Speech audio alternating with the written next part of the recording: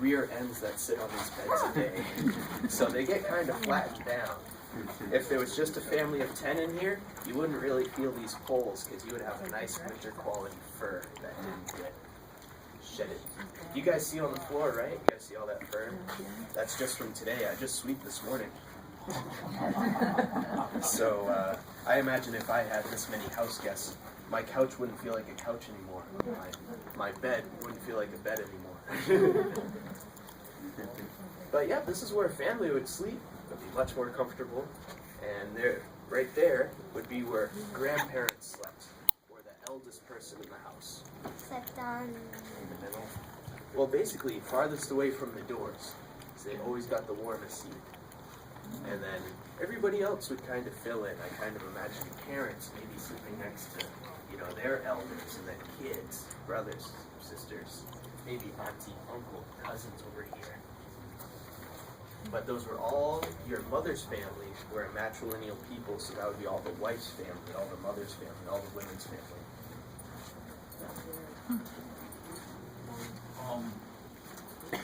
It's amazing to see you guys keeping the language.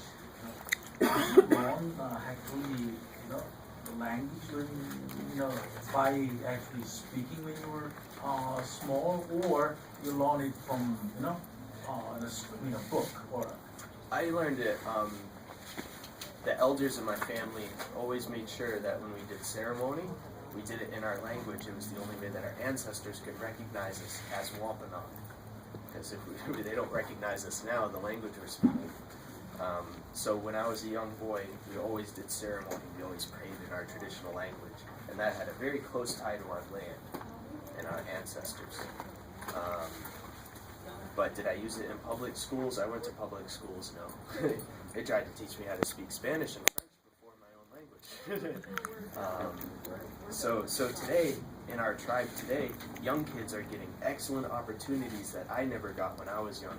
So in 2 years, we're going to open up our charter school so that kindergarten through 3rd grade will have Wampanoag faculty speaking in Wampanoag language at this school, and very little English spoken in that school. So that would be excellent to see all these kids be able to speak it when they're at school, when they're in their own community, on their own land, they'll be able to speak their own language, which is great. Because when I was in public school around here, there was not a lot of Wampanoag or any indigenous people. It's very much New England. So I had to do that stuff when I got out of school and when my parents got out of work. And on weekends when I could be with my grandma and elders and stuff like that, that really had a lot of the knowledge passed down. But did you guys see a video before you came down? Maybe like a quick 14-minute video? Yeah. That's the only place in the world right now where you can hear the Wampanoag language in a theater, in a public place. Our language is very protected right now, and probably won't be after we get our school system up, because it's a very rare language. We have control over it before programs try to profit off of it, like before they make a Rosetta Stone program off of it or something like that. So yeah, that's the only place in the world that we're allowed to display our language. So that's a pretty special video in that theater up there. They asked our tribal elders and our language committee only let this place display our language. Only place in the world. You're welcome, guys. Have fun. Enjoy this beautiful day outside. Happy Father's Day, too. In Mashpee on Cape Cod. I don't know the particulars. I kind of read the newspaper like everybody else sometimes. That stuff, they usually keep hush-hush unless you're part of the faculty or anything like that. So we'll see. We'll see in 2 years. They're going to open it in 2 years, and that'll really be cool. There, in other parts of North America where that stuff is going on, it's really nice to see even people who are non-native speaking the language just because it's come back in such force, and cafe signs are bilingual, and lots of cool stuff becomes known to everybody around them.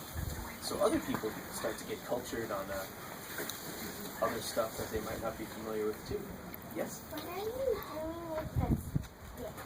Well, this I'm working on. This is going to be an arrow shaft. So while it's drying, I just cut this the other day, while it's drying, I've been bending it and working it straight and carving down any little nubs that might make this arrow fly weird when it hits the bow. And it's getting there, it's pretty good. A couple little kinks, a couple little twists in this, and then it will get some feathers and a point strapped onto it and go in the quiver with the rest of them. Yeah. So you're going to use it like when you go hunting? Yes. Actually, like personally, real deal, I have modern arrows at my house that I go hunting with. These represent a ridiculous amount of work. Each one of these arrows take about 20 hours to make just one. So for me, I like to have this stuff here so I can talk with it like with people like you. When I shoot these, I almost have an anxiety attack. Yeah. So I have modern arrows that are made from a carbon fiber weave that I use today to practice with. What do you estimate the extant population? With our people, probably I remember a census a few years back between Mashpee and Aquinnah. Those are two federally recognized Wampanoag tribes today. I think about 5,000, 3,000 in Mashpee, and somewhere around 1,500 to 2,000 in Aquinnah or Martha's Vineyard. Yeah. Still very small. Even if you clump all of these, if you put all these different native nationalities, North America, Canada, Central America, U.S., even if you clump all the censuses of people who recognize themselves as an indigenous person, we're still the smallest population of people on the face of the planet. Only due to the past 500 years of our history. Pretty intense 500 years for people of North